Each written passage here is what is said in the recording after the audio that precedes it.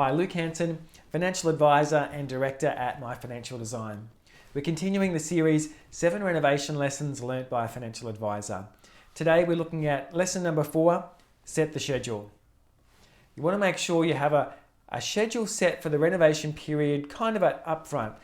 Now we know things don't always go to plan, but if you've got a schedule, you can see, well, if something doesn't go to plan, what else is it going to affect other than going, well, it didn't go to plan, well, let's just throw everything up in the air and hope for the best. You want to make sure that you're identifying if something goes wrong, what the schedule is, and so you can get onto those next trades and say, hey, we've had a week delay here, what are you placed for, coming back in a week's time later instead of, in 2 days' time or something. Have that schedule planned out. For me, it was simply having a notebook and putting a page for each day and having a bit of a plan that way. But you want to make sure you have an estimation of how long the entire process is going to go for, right from the start, and then trying to identify which trades are going to come in on which days and put that together. It's so good to prioritize what's important to you as far as the renovation goes as well.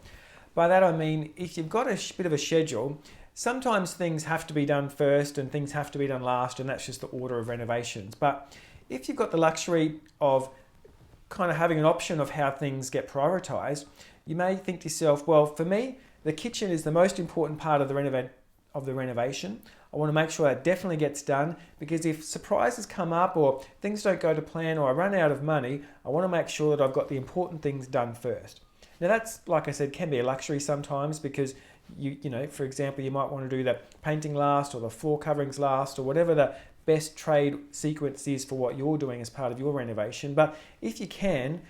think about what's important to me in this renovation, get that done first while I've got the money, and then if things don't go to plan, well, we can kind of keep the other stuff as it is perhaps, but you want to make sure you don't have the prize kitchen at the very end and all of a sudden things have gone wrong or things have gone over budget, or we've made some decisions to adjust the lighting and upgrade the PowerPoints when we never had that in the original plan because the electrician was there on the first day and the kitchen isn't done until the end. So